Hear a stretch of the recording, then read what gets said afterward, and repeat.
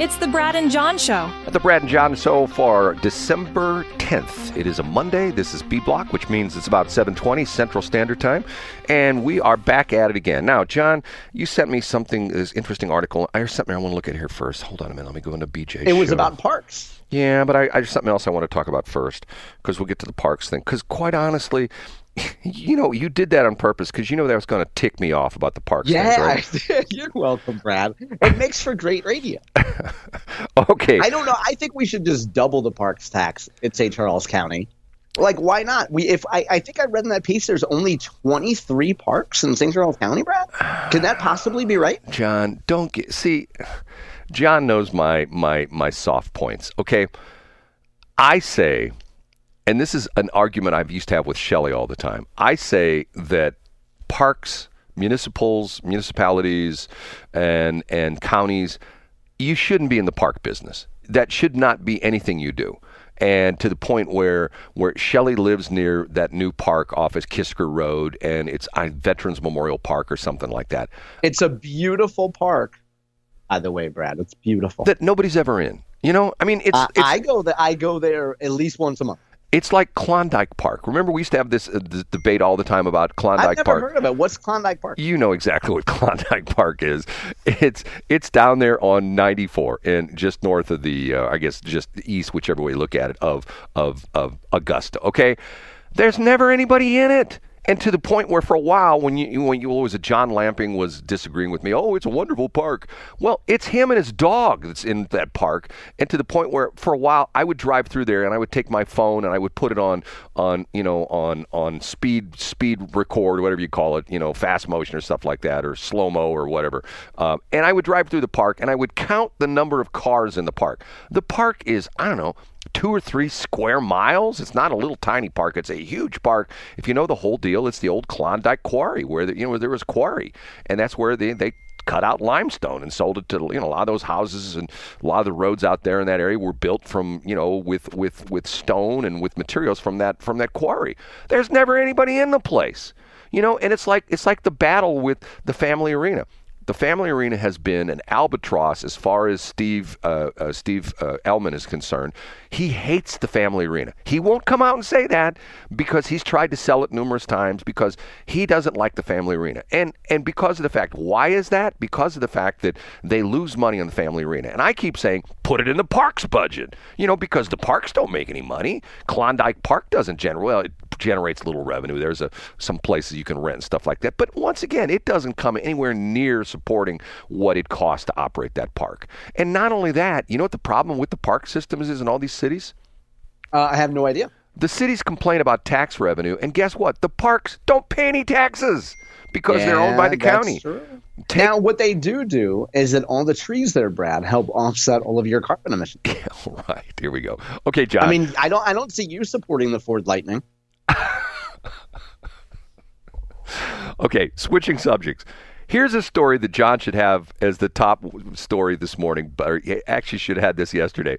Do you know this controversy with the state playoffs, the MSHSAA? You know what MSHSAA is, Missouri State High Schools? Yeah. Oh, with DeSmet and somebody. Who were they playing? Neosho or somebody like that? Okay.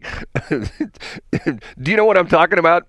Yeah, I know. So apparently some folks in rural Missouri were upset because the broadcaster, and this was the state championship football game, right, was apparently allegedly showing bias toward DeSmet, right? Well, he wasn't allegedly. It was full on.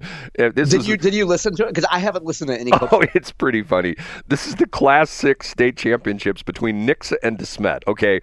And this was, Friday night, Saturday night. And the announcer, his name, let me see, read it, where the guy's name is like, and it's funny because nobody's ever heard of this guy before because of the fact that. Yeah, and apparently he's broadcast some games for Lincoln University. Right. Yeah. So, but yeah, you're right. There's not a whole lot of detail about him. Right. You can't Google him and find, oh my God, that guy's a pretty famous sportscaster. So halfway through the game, at halftime, he gets fired. Yeah. And I don't know why he had such an allegiance toward DeSmet or antipathy toward Nixa. I don't understand what his bias was. Now, here's the interesting thing that caught my attention. Her name is Dr. Jennifer Ruckstad, Rukstad, and she's the MSHSAA, MSHSAAA Executive Director, and she joined the MSHA.TV broadcast at the beginning of the third quarter to apologize on behalf of the association.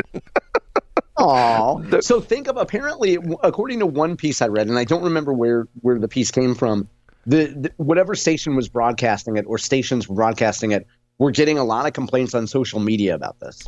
This was on their own channel. See, what's interesting about this is talk about making money.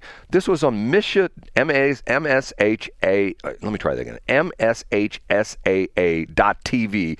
You paid to watch this game because she comes on and she says she fires the guy. The guy's name is Cam Thomas.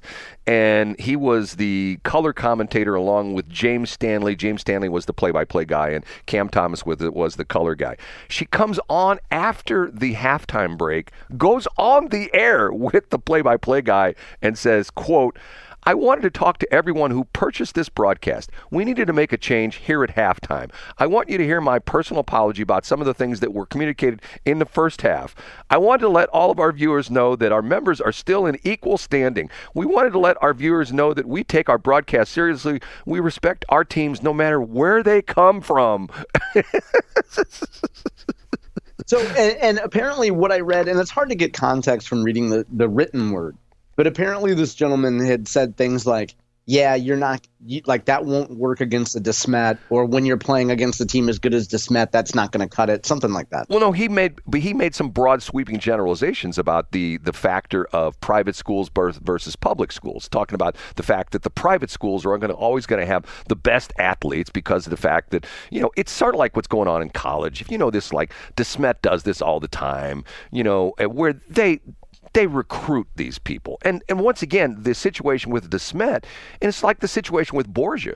Like, one of the things in Washington that if you talk to the Borgia people, one of the things that they're very proud of is the fact that they have students from like 6 counties that go to Borgia High School. Now, the reason for that is you think, okay, why are they kids from 6 counties go to Borgia High School? Because once you get out there in Franklin County, and the surrounding counties, there's no Catholic high schools. There's no Catholic high school in Gasconade County. There's no Catholic high school in Warren County. There's no Catholic high school for all I know. I think there's even kids, at one point in time, I knew some kids that went to school there that lived in Jefferson County. You go like, hold on a minute, Jefferson County? Well, if you know your, hold on a minute. If you know your geography, and a lot of people don't realize this, when you're on 44 and you're right there at Eureka, if you go south in W about 2 miles, you're in Jefferson County. A lot of people don't realize that Jefferson County comes that far north, and it abuts St. Louis County out through there, and then it has a contiguous or a common border with Franklin County as well too. So there, but now the interesting part of that is that Borgia plays because of the fact that they play in a lesser division. I think they're like Division 3 or something like that. Okay, this is Nixa, and this is Division 6 or whatever classification is. This is the big schools. This is where Hazelwood East and the big schools would be. I would imagine almost all the Rockwood schools would be in Division 6, aren't they? Do you know this off the top of your head? Do you know? Yeah. They're all in that upper level. Yeah. They're all in that upper level. Okay, so she goes on to say, now here's what's interesting was after the game was over, about an hour after, they scrubbed the website of the play-by-play replay. So it's gone. You can't even find it anymore. It's gone. Yeah, I saw the reporter that wrote the story that I read said that he was only able to view it because he still had the window up, and that's the only way he was able to go back and capture some comments. Yeah, now here we go again. After review, Thomas was overly critical of student athletes on both sides when they made mistakes, at one point calling an incomplete pass on a deep ball unacceptable. Instead of the broadcast coming off as a celebration of 2 high school teams reaching and playing for a state championship, was overanalyzed after each play with a clear DeSmet lean. And once Thomas, and this is the guy that didn't get fired. This is the guy, Cam Thomas. He's the guy that got canned. He says, this is his quote, "This is why you don't mess with St. Louis private high school football teams." That's what he says. Yeah, but so isn't there, I hate to be a curmudgeon here, but isn't there truth in what he said? Exactly, there is. So the idea is that they didn't like his tone and they felt he was being mean. But, I mean, So of course, when I was in high school, Hazelwood East dominated the DeSmets of the world, of course, because we were Hazelwood East. Right. But like, it would have been fair to say that private schools have a distinct advantage, and they're really good. So don't mess with private schools in the St. Louis area. Well, but once again, it's sort of like saying, okay, when you cross the bridge, when you go from St. Louis into East St. Louis on the Poplar Street Bridge, and you get in East St. Louis, it would be something like saying, there's a lot of crime in East St. Louis. Oh, you can't say that. That's not right. Yeah, because it might hurt somebody's feelings. Right. And I think it would be different if Cam Thomas was out there. If the guy dropped a pass in the end zone and he called him a loser or he called him an idiot, I think that's different than saying, look, it's unacceptable to drop a ball that your fingers touch in the end zone, Right. I found this really funny because once upon a time on this very radio station, we used to do high school sports all the time. Now, what's interesting about that is that I don't know, the KLPWs of the world, I think they're still doing high school sports. But, the problem with that has gotten to be there's a couple companies that are doing this now where they will sell you the high schools these equipment packages. And matter of fact, this is going back 10 years ago. Washington High School bought one of these systems. I think it's called a TriCaster or something like that. And the problem we had with it was that, we were doing like the audio. We would do the audio for the play-by-play, and they would do the video and stuff like that. But the crazy part of it was they could never get it to work right. Maybe they finally got to work right. And it was some crazy deal with the fact that in the press box, they couldn't get internet out. I'm thinking to myself, how can you not get proper internet into the press box? Just boggles my mind. But once again, the point being, I used to field some of the complaints. People would call the radio station, complain about what my sportscasters would say. And I had guys that played it down the middle. Daryl Fleer was my main play-by-play guy, and he was a school teacher in the Washington School District, and he was as fair as could be. And there would be people, I don't like the way Daryl referred to my son on the broadcast. I go, well, what did he say? Well, he didn't call him I had one lady claim that Daryl should have referred to her son as a future Hall of Famer. and I'm going like, that's terrific. I'm going like, okay, are we a little bit full of ourselves and our kids, at this point in time? Once again, it's like you're involved in youth sports. It cracks me up because of the fact that if I look back on my time spent playing Little League Baseball and having my sons play and me umpiring, stuff like that, I can think of not one single player from any of the leagues that I was involved with my son or with, that I umpired in or stuff like that, who ever made it to the major leagues. I can't think of one. Right, of course. It's just a statistic. You could say the same thing about basketball, hockey, football, name your sport. And there was a guy who shall remain nameless, and it was a kid on our team for 1 year, and he came right out and said, at one point in time, he said this in front of a group of other parents, and some of the parents laughed, and he got mad because he wasn't kidding. He said that his son was his retirement. His son was going to be a major league pitcher, and his son was going to make millions of dollars, and his son would remember the fact that he helped him and he took him, he paid for private pitching lessons, and he went to, various camps and things like that. And he announced to all the parents that he didn't worry about his 401k. He didn't worry about having retirement, through Social Security and that kind of stuff. He had his son who was going to be a major league star. And the sad part of this was he was on our team for a year, and and his father announced, well, this team's not good enough for my son. And this was my older son's team. We had a pretty good team. We did some traveling, not a lot. And I'm not going to say they were wonderful, but it was a pretty decent team, okay? So at the end of the year, he put him on another team, and we played that team 2 years later. And his son, instead of pitching, was out in right field. And we're going like, why is he playing right field? How come he's not pitching? So one of our guys hit a ball out to him, the right fielder, and he picked it up, and he threw the ball back in underhanded. He had blown out his arm at like 13 years old because his dad was having him throw a curveball. You know about this, John, that the curveball has a very tough